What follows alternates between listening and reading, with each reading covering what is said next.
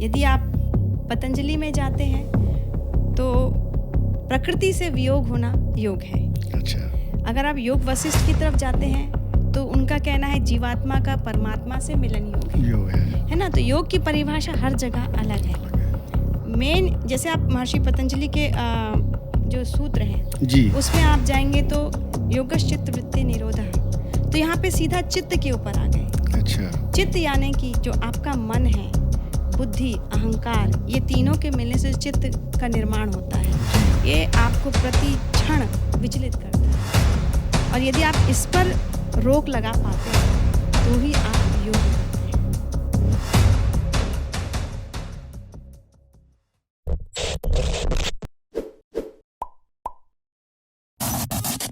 प्यारे दर्शकों नमस्कार। सिब्बल फाउंडेशन की ओर से टॉक नाउ के शो में आज हमारे बीच मंजू झा जी हैं। मंजू झा जी वो नाम है जो एक गृहस्थ महिला के संघर्ष की दास्तान है, गृहस्थ महिला के जुनून पैशन की दास्तान है। मंजू झा जी वो शख्सियत हैं जिन्होंने घर की चार दीवारी से बाहर निकलकर योग के क्षेत्र में अद्भुत काम किया है। मंजू जी ने एक गृहिणी की तरह से जीवन शुरू किया और फिर अपने जुनून से योग के उच्चतम शिखर पर जा कर के एक गोल्ड मेडलिस्ट योगाचार्य बन कर के समाज की सेवा में आगे आई हैं। तो आज हम उनके बारे में विस्तृत जानकारी लेंगे और उनके क्लासेस के बारे में आम आदमी आप सबको जानकारी मिले ऐसी कोशिश करेंगे। मंजू झा जी का हार्दिक स्वागत करता हूँ, आभार करता हूँ, अभिनंदन करता हूँ। मंजू जी, आपको प्रेरणा कैसे मिली, योग की ओर झुकाव कैसे हुआ, आपका बताना चाहेंगे? देखिए, हम लड़कियों की शादी हो जाती है जी तो हम औरतें हो जाती हैं जी महिला में परिवर्तित हो जाती हैं और जल्दी जब हम एक शिशु को जन्म देते हैं जी तो हमारे शरीर में बहुत उतार चढ़ाव होते हैं, हार्मोनल जो प्रॉब्लम्स शुरू होते हैं, हेल्थ वेट गेन हो जाता है। तो ये आम सभी औरतों के साथ होता है। जी जी लेकिन मैंने उसको दूसरे रूप में लिया। जब मेरा पहला बेटा आया इस दुनिया में, उस वक्त मैं भी सामान्य महिलाओं की तरह हेल्दी हो गई थी। जी जी तो मेरी सासू माँ भी बहुत हेल्दी थी। जी जी तो उनको देखकर मुझे लगा कि मेरी भी हाइट बहुत कम है तो मैं भी आगे चलकर ऐसे ही हो जाऊंगी। तो वो जो भय था मुझे, उस भय ने मुझे इस योग के मार्ग में डाला, प्रेरित किया मुझे। मतलब मेरे दिमाग में चलने लगा सुबह शाम दोपहर बस एक ही चीज़ की, जो सौंठ के लड्डू खा रही हूँ और ये जो बिस्तर पे रेस्ट कर रही हूँ और घर पे अभी काम कुछ नहीं करना है। तो वो जो भय था मेरे अंदर वो बहुत तेज़ी से मेरे ऊपर हावी होने लग गया।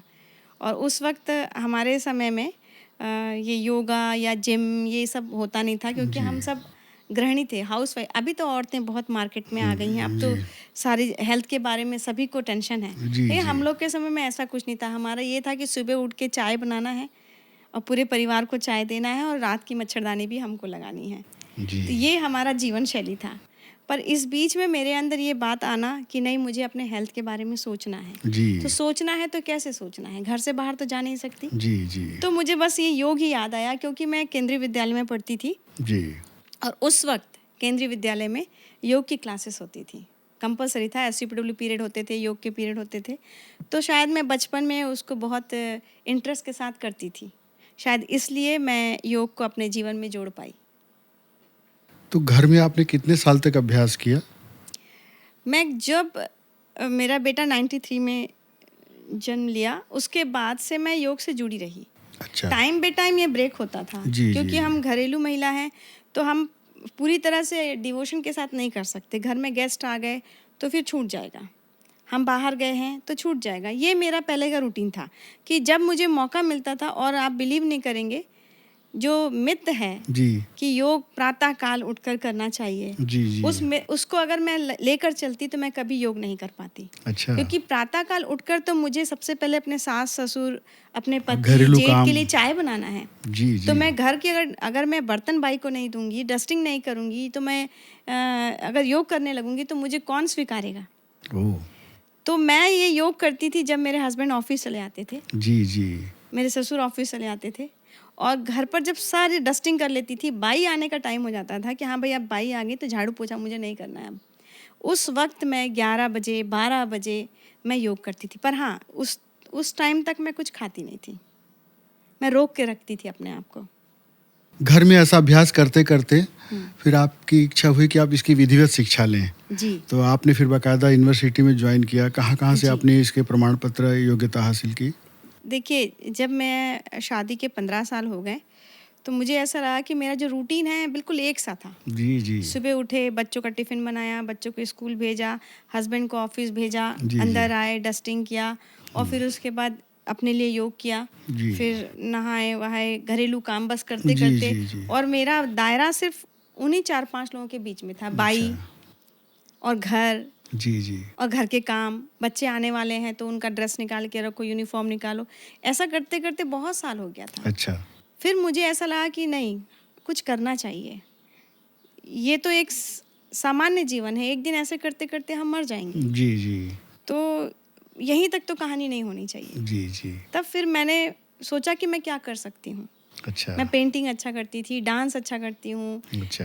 पर ये मेरा पैशन नहीं हो सकता था। जी मुझे लगा कि मैं बैठकर सोची कि मैं ऐसा क्या है जिसको मैं खुशी-खुशी करना पसंद करूँगी। तो फिर मुझे लगा योग। फिर मैंने पता किया कि छत्तीसगढ़ में कहाँ होता है, तो पता चला रविशंकर में होती है इसकी पढ़ाई। तो मैंने पहले पीजी डिप्लोमा किया। अच्छा। फिर तब तक घर में सहमति नहीं थी, क्या करोगी पढ़कर? ये था घर में जी सभी जी का जी कि ग्रेजुएशन हो गया, क्या करना है पढ़कर, करोगी क्या करके?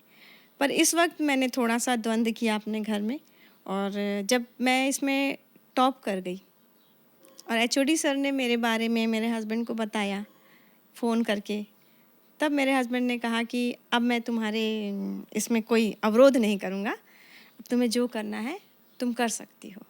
मैं ये बताना चाहती हूँ कि औरतें पहले ही शस्त्र डालती हैं जी जी और शिकायतों का जो पुलिंदा रखती हैं, जी ये गलत है। आप अपने तरफ से कुछ करिए पहले, जी अपने आप पूरा मतलब कहते हैं ना कायनात जी जो है झुक कर स्वागत करती है उसका।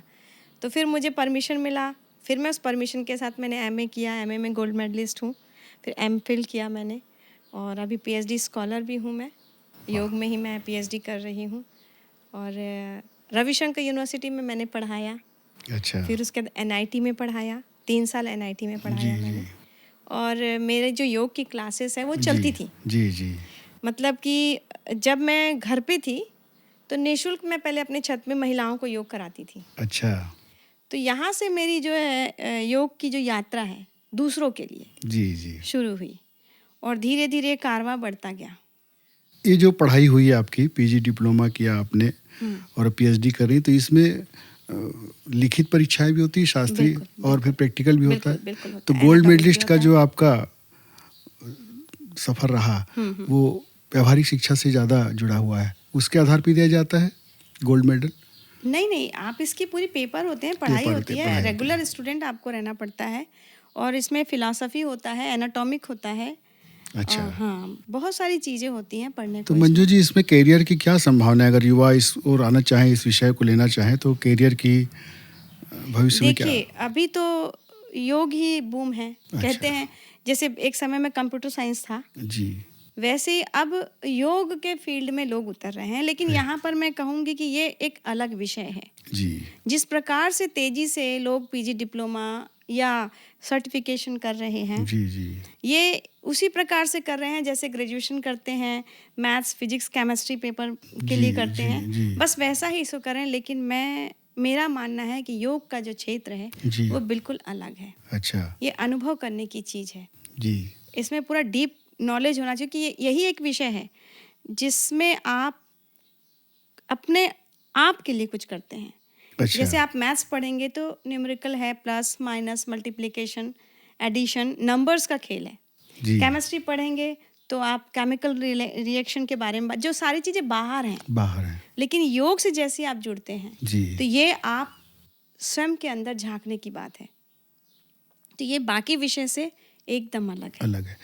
आसन ही योग नहीं है, ऐसा भी कहा जाता है जी। कि आसन से परे भी है योग। परे है। तो आप जैसे आसन सिखाती हैं योग की क्लासेस में महिलाओं को, युवाओं को, बुजुर्गों को, तो आसन के अलावा भी आप इसके विस्तार पर कुछ बताना चाहेंगे कि योग किस हद तक आपको प्रेरित करता है, कहाँ तक जाने की प्रेरणा देता है और आप कहाँ तक लोगों को ले जाती हैं? देखिए, योग का अर्थ तो है जुड़ना, जी। है ना? और एक जगह योग को कहा जा रहा है जुड़ना, और एक जगह कहते हैं कि योग जो है वियोग के बाद होता है। जी जी। यदि आप पतंजलि में जाते हैं तो प्रकृति से वियोग होना योग है। अच्छा। अगर आप योग वशिष्ठ की तरफ जाते हैं तो उनका कहना है जीवात्मा का परमात्मा से मिलन योग योग है ना? तो योग की परिभाषा हर जगह अलग है। मेन जैसे आप महर्षि पतंजलि के जो सूत्र हैं जी। उसमें आप जाएंगे तो योगश चित्त वृत्ति निरोधः, तो यहाँ पे सीधा चित्त के ऊपर आ गए। अच्छा। चित्त यानी कि जो आपका मन है, बुद्धि, अहंकार, ये तीनों के मिलने से चित्त का निर्माण होता है। जी। ये आपको प्रति क्षण विचलित करता है, और यदि आप इस पर रोक लगा पाते हैं तो ही आप योग करते हैं। तो समझिए कि योग आसन नहीं है, जी योग इन सब से परे। आसन एक माध्यम है। जी जैसे कि आपको कुछ भी करना है, आज हम आप यहाँ बैठे हैं जी तो ये माइक, कैमरामैन, ये सब माध्यम है, जी तब हम लोगों तक पहुँच पा रहे हैं। जी वैसे ही यदि आप योग में पहुँचना चाहते हैं जी तो आसन, प्राणायाम, बंध, मुद्रा, ये धारणा, ध्यान, ये एक प्रक्रिया है, इससे गुजर के जाना पड़ता है। आज युवा वर्ग बहुत ज़्यादा अशांत है, विचलित है। सोशल मीडिया में भी बहुत ज़्यादा इस तरह की बातें आती हैं। तो आप क्या कहना चाहेंगे युवाओं को कि वो किस तरह से अपने आप को फोकस कर सकें, एकाग्र कर सकें, अवसाद से, निराशा से अचानक कोई खतरनाक कदम उठा लेते हैं? देखिए, यूट्यूब के माध्यम से, सोशल मीडिया के माध्यम से यदि आप योग के बारे में छोटी मोटी जानकारी लेना चाहते हैं जी तो बहुत अच्छी बात है। जी। लेकिन यदि आप इसमें डूबना चाहते हैं, इसकी गहराई को जानना चाहते हैं, जी जी तो फिर आपको एक योग प्रशिक्षक, एक सफल योग गुरु जी के सानिध्य में ही जाना पड़ेगा। मानसिक विकार दूर करने के लिए आप क्या बताना चाहेंगे, क्या करना चाहिए युवाओं को? शरीर के 80% बीमारियां तो मन से होती है। जी जी है ना? और योग वही है। योग का अर्थ है जुड़ना। जी जी मन का श्वास के साथ जोड़ देना, श्वास मन को शरीर के साथ जोड़ देना। जी। अगर आप इनको जोड़कर आसन करते हैं तो आप योग कर रहे हैं, अन्यथा आप व्यायाम कर रहे हैं। अच्छा। है ना? तो अगर आपको योग करना है, अगर आपको आसन करना है, तो आपका श्वास और आपका मन आपके उस बॉडी पार्ट्स के साथ कनेक्ट होता है। हर एक आसन में अलग अलग पोस्चर होते हैं। अच्छा। हर आसन का अलग अलग अपना अपना महत्व होता है। कोई आसन किसी बीमारी में सहायक है और वही आसन किसी अन्य बीमारी में हानिकारक है। आप अपनी क्लासेस में महिलाओं के लिए, बच्चों के लिए, बुजुर्गों के लिए अलग अलग आसन का सुझाव देती हैं या सबके लिए आसन एक जैसा होता है? देखिए, आसन महिलाएं, पुरुष और बच्चे सबके लिए एक सा होता है। जी। लेकिन आप देखते हैं स्थिति कैसी है। अच्छा। मतलब जो आ रहे हैं, यदि वो 50 साल के हैं और उन्होंने कभी योग किया ही नहीं है, जी जी, तो उन्हें पवन मुक्तासन भाग 1 से आगे ले जाना पड़ता है। ये बहुत महत्वपूर्ण बात है। हाँ, आप एकदम से खड़े करके किसी को चक्रासन जी या नौकासन नहीं करा सकते। ये यहीं पर मिस्टेक होता है लोगों से, जो कि बाद में लोग कहते हैं कि योग बेकार है। वही योग उनके लिए नुकसानदेह हो जाता है, क्योंकि ज्ञान की कमी है। ज्ञान की कमी। आप किसके सानिध्य में कर रहे हैं, ये महत्वपूर्ण सबसे है। पहले तो मैं आप सभी को ये सलाह देना चाहूंगी इस यूट्यूब के माध्यम से जी कि आप जब भी योग करें जी और जिससे कर रहे हैं, जी पहले आपको उसके क्वालिफिकेशन, उसके ज्ञान का परीक्षण करना चाहिए। बहुत अच्छी बात। उसके बाद ही आप उनके सानिध्य में कुछ करें। अपने मन से नहीं करना अपने चाहिए। मन से नहीं करना चाहिए। जी। यही एक ऐसा विषय है जिसको आप अपने मन से नहीं कर सकते हैं, क्योंकि एक यात्रा है बाह्य जगत से अंतर जगत की ओर। ये आपने बड़ी अच्छी बात अभी कही कि बाह्य जगत से अंतर जगत की यात्रा है ये। तो इस अंतर जगत की यात्रा में बहुत से मिथ हैं, बहुत सी धारणाएं हैं, बहुत से सिद्धांत भी हैं कि कुंडली जागृत होती है, भाव समाधि में व्यक्ति चला जाता है, उसके ध्यान की स्थिति बड़ी ऊंचे अवस्था में पहुंच जाती है। तो क्या ये चीज़ें आज के समय में घटती हैं, सही हो जाती हैं? अगर कोई योगाचार इस तरह का प्रयास करे तो क्या उन अवस्थाओं में पहुंचा जा सकता है जैसे कि हमारे सिद्धहस्त ऋषि मुनियों का रहा है जीवन, और वो अद्भुत चमत्कारी शक्तियाँ भी इसके माध्यम से हासिल कर सके हैं? तो क्या संभव है आज? बिल्कुल संभव है, नामुमकिन नहीं है। लेकिन आसान भी नहीं है। जी इस रास्ते पे चलने के लिए जी पहले आपको तैयार करना होता है अपने आप को। जी जैसे अगर आप लॉन्ग ड्राइव में जा रहे हैं जी तो आप अपनी गाड़ी को पहले सर्विसिंग में डालेंगे। जी अगर ओवरऑल गाड़ी हर प्रकार से सही है तो ही आप लॉन्ग ड्राइव पे जाएंगे, बिल्कुल। अन्यथा ये आपको धोखा दे देगा बिल्कुल रास्ते पे। जी तो आपका ये शरीर रूपी जो गाड़ी है जी इसको पहले आपको शुद्ध करना होगा। जी बिना शुद्धता के कुंडलिनी की तो बात आप कर ही नहीं सकते। जी जी और लोग यही कर रहे हैं, शांभवी मुद्रा है, कुंडलिनी है, शॉर्टकट। आप ऐसे ही बैठकर आंख को पलट करके शांभवी मुद्रा नहीं लगा सकते। शांभवी मुद्रा लगता है, अच्छा लगाया नहीं जाता है। ओ ये होता है अनायास ही, जब जी। आप इस रास्ते पर सहज रूप से चलने लगते हैं किसी के मार्गदर्शन पे। एक भक्ति योग का भी बड़ा उल्लेख मिलता है हमारे संतों महात्माओं के द्वारा बताया जाता है भक्ति योग। बिल्कुल।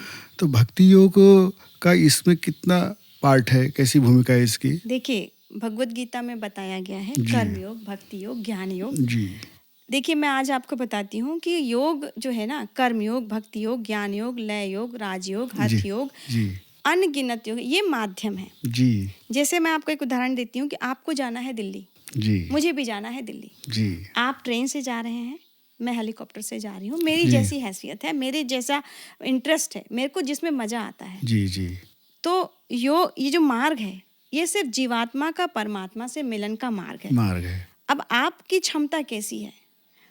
अगर आप भक्ति योग की तरफ हैं जी तो आप भक्ति योग के मार्ग को पकड़कर आप उस तक पहुंच सकते हैं। जी योग का मुख्य उद्देश्य वही है कि जीवात्मा का परमात्मा परमात्मा से से मिलन। जोड़ना। हाँ बाकी सारी चीजें जो है ना, उसकी एक एक स्टेप्स हैं। अब जी आप जैसे कि मुझे पढ़ना पसंद नहीं है तो मैं ज्ञान योग के माध्यम से नहीं जा सकती। बिल्कुल। और यदि आप किताब पढ़ना आपको इंटरेस्ट है जी तो आप जब किताबों को पढ़ेंगे, वेदास पढ़ेंगे, ऋग्वेद, सामवेद, अथर्ववेद जी। पढ़ेंगे, है ना, जितने भी आपके पास किताबें हैं जी ऋषि मुनि काल से, जी अगर आप उनको पढ़ते हैं तो ऑटोमेटिक आपका ज्ञान चक्षु खुल जाएगा बिल्कुल। और जीवन की वास्तविकता का आपको अनुभव हो जाएगा। और जी। यही है जीवात्मा और परमात्मा का मार्ग। भक्ति योग करते हैं तो मीरा जैसे करिए, जी जी तभी सफल होंगे। एक तरफ आप भक्ति कर रहे हैं, अचानक आप कह रहे हैं कि मोबाइल बज रहा है, थोड़ा देख लो किसका है, कॉल बेल बज रहा है, देखें कौन आया है, या गैस पे दूध चढ़ा हुआ है, जी जी उसको बंद करके आते हैं। तो ये भक्ति योग करने का प्रयास है जरूर, लेकिन ये भक्ति योग है नहीं। मंजू जी, आप इतने सालों से योग कर रही हैं, सिखा रही हैं और खुद भी कर रही हैं, घर में भी करती रही हैं। आपके पारिवारिक जीवन में भी और गृहस्थ जीवन में भी कुछ समस्याएं आई होंगी, उलझनें आई हैं, बिल्कुल आती हैं। मानसिक तनाव से भी आप गुजरी होंगी, प्रतिकूल स्थितियां भी निर्मित हुई होंगी। तो आपने कैसे उसका सामना किया और आपको योग कहाँ तक सहायक रहा आपके इस जीवन में? केवल आसन रहा कि आपने कुछ और भी अतिरिक्त प्रयास किया? यहाँ पर आपने जो मन की बात करी, जी मन पे जो नियंत्रण कर लेता है वो हर परिस्थिति में खुश रहना जानता है। जी जी और योग एक ऐसा माध्यम है जहाँ पर आप अपने इंद्रियों को अपने कंट्रोल में करना सीख जाते हैं। ये आसन से संभव है? बिल्कुल बिल्कुल संभव है। आसन वही है। अच्छा। देखिए, आपको पता नहीं होता कि आप क्या कर रहे हैं। जी जी जब आप गहरी श्वास भरकर हाथों को ऊपर ले जाते हैं ताड़ासन के लिए, जी जी होल्ड करते हैं, अपने ब्रेथ को रोकते हैं, तो उस वक्त आपका चित्त, आपका श्वास थोड़ी देर के लिए स्टेबल हो जाता है। जी उस वक्त आपको कोई विचार नहीं आते हैं जी जी कि गाड़ी पार्किंग कहाँ रखी हुई है। उस वक्त आपका ध्यान आपके आसन में होता है। जी और जी यही एक तरीका है धीरे धीरे धीरे श्वास और मन को जोड़ने का। जी आसन सिर्फ दिखता है, वास्तविकता इसकी यही है कि जाने अनजाने आप श्वास पे नियंत्रण करना सीखते हैं। धीरे धीरे मन उससे जुड़ता जाता है तो मन भी एकाग्र होने लगता है। जो हमारी इंद्रियां हैं, सेंस जी, ऑर्गन्स जी, हैं, जी। वो धीरे धीरे आपके कंट्रोल में आने लगते हैं। वाह। और जिस इंसान के मुट्ठी में उसके सेंस ऑर्गन्स हैं, उसका ब्रेथ है, उसका मन है, तो वो हर परिस्थिति में बहुत आसानी से निकल सकता है। अवसाद, निराशा, ये सब ये अवस्था- कुछ चीज नहीं होता। कुछ चीज नहीं होता। अवसाद अभी आजकल मैं सुनती हूँ डिप्रेशन है, एंजाइटी है, जी, जी। ये कोई बीमारी नहीं है। जी ये आप चुटकी से हटा सकते हैं। बस अच्छा। देखिए, जब आप क्रोधित होते हैं, जी आपको मैं एक उदाहरण देती हूँ कि जब आप गुस्सा करते हैं जी तो आपकी आंखें लाल हो जाती हैं। जी सामान्य अवस्था में मैं आपसे कहूँ कि सर जी आप अपनी आंखें लाल करके दिखा दीजिए, नहीं हो सकती। आप नहीं दिखा सकते। लेकिन जब आप क्रोधित होते हैं उस वक्त आपका शरीर तमतमाने लगता है, बिल्कुल। अंदर से कंपित होने लगता है। बिल्कुल। तो होता क्या है, आपको लगता है ये छोटी सी बात है, ये छोटी घटना नहीं है, ये आपके शरीर के अंदर हर एक ऑर्गन को कंपित कर चुका है। अच्छा। फिर आप अचानक कोई आ जाता है तो आप मुस्कुराने लगते हैं, क्योंकि आप उनको अपना ये जो आपस का झगड़ा है वो बताना नहीं चाहते हैं। जी जी। तो आप स्माइलिंग फेस करके उसको आप अंदर बुलाते हैं मेहमान को। बिल्कुल। तो ये आपको बाहर से तो आपने नॉर्मल कर लिया, लेकिन जी। इनर जो ऑर्गन्स हैं वो श्रिंक हो जाते हैं। जी जी। जब आप गुस्सा करते हैं ना, जी। सारी चीजें टाइट हो जाती हैं और वो अपने आप नहीं खुलती हैं। तो यहीं पर जो है आपको समझना होगा कि मन का बहुत बड़ा रोल है। अगर आप मन को मुट्ठी में करना चाहते हैं, श्वासों से खेलना शुरू करिए। प्राणायाम इसका बहुत ही बेहतरीन इलाज है। प्राणायाम, उसके मुख्य पार्ट कौन कौन से जो करना चाहिए एक व्यक्ति को? सबसे पहले तो आपको लेफ्ट नोस्ट्रल और राइट नोस्ट्रल दोनों को समझना पड़ेगा। अच्छा।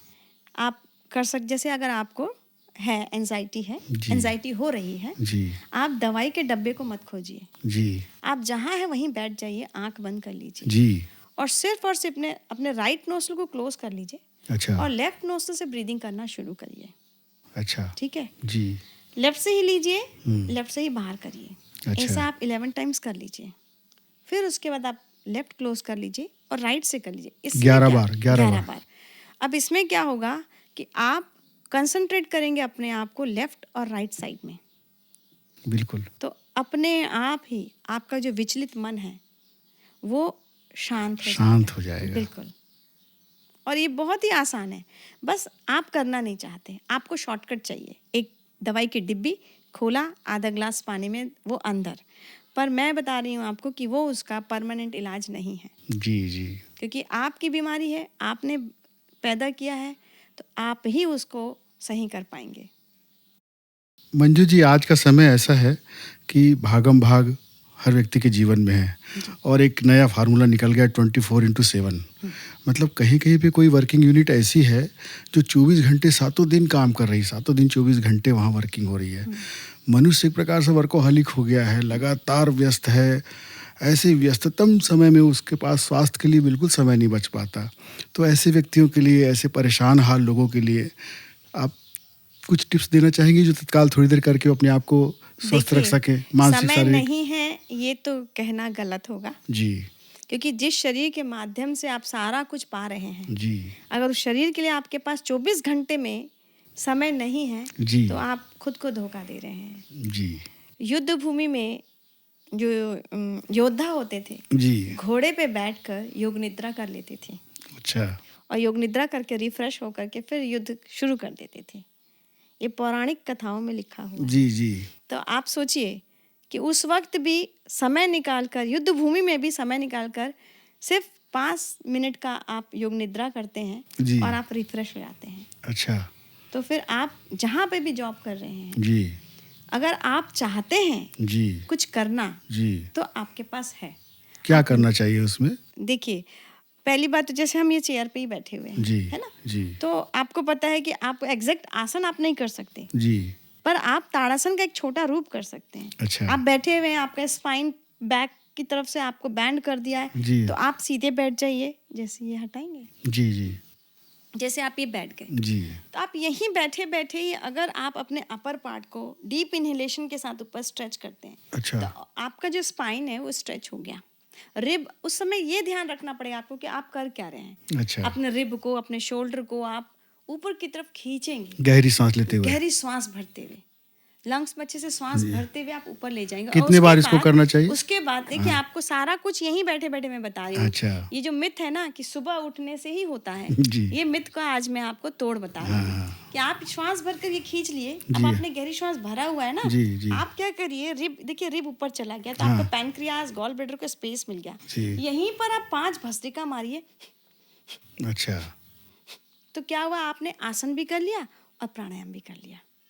मुश्किल से 10 मिनट में, 10 सेकंड नहीं लगे आपको। एक स्ट्रोक एक बार ही करना है। हाँ नहीं, 2 बार करेंगे। 2 बार एक बार आपने किया, 5 स्ट्रोक मारा, 5 सेकंड में हो गया। आप नीचे हाथ रख लिए जी। अगेन एक बार उसको रिपीट कर लिया। 2 सेट कह बस सकते हैं 2 इसको। सेट कर लिए। 10 स्ट्रोक्स आपने मारा डेली, भस्त्रिका का। बिल्कुल। अच्छा। सफिशिएंट है। अब आप ये चेयर पे बैठे हैं, आप ये पकड़ लीजिए, या आप इस प्रकार से अपने स्पाइन को ट्विस्ट कर लीजिए। ओह, अब बताइए, ये कटी चक्रासन हो गया। ये कर सकता है व्यक्ति, बिल्कुल कर वर्किंग सकता है। प्लेस में कर सकता करना है। है तो बहुत रास्ते हैं, जी जी। नहीं करना है तो बहुत बहाने हैं। कपालभाति के लिए एक धारणा है कि उसका जैसे योग में प्रचलन है कि उसको 15 मिनट तक करना चाहिए, 20 मिनट तक करना चाहिए। जी नहीं। इस पर आप क्या, आपकी राय क्या है? देखिए, ये मिथ को हम जानना चाहेंगे। देखिए कोई भी चीज़ ज़रूरत से ज़्यादा अच्छी नहीं होती। जी। प्लस आप कैसा कर रहे हैं डिपेंड करता है वहाँ पर। अच्छा। अगर आप गलत तरीके से भस्त्रिका का स्ट्रोक दे रहे हैं जी।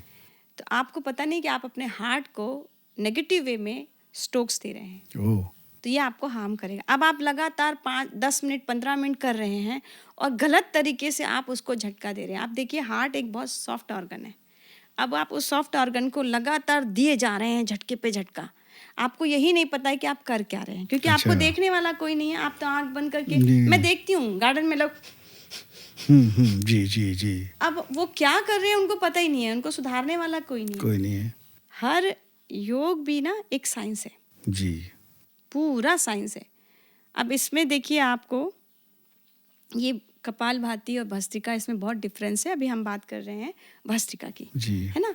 तो आप देखे होंगे कि जब आपको किसी को भी हार्ट अटैक आता है, जी तुरंत हॉस्पिटल लेकर के जाते हैं तो जी। एक प्रक्रिया होती है जिसमें झटका दिया जाता है। जी जी। वो प्रति सेकंड झटका दिया जाता है। जी जी। वही झटका यदि आप नॉर्मल वे में डेली रूटीन में करते हैं तो आपको वहां जाके झटका नहीं लेना पड़ेगा। CPR जैसा भी बस हाँ। वैसा झटका आपको नहीं लेना पड़ेगा यदि आप डेली अपने साथ ये अपने भस्त्रिका शरीर से को- होता है। भस्त्रिका से।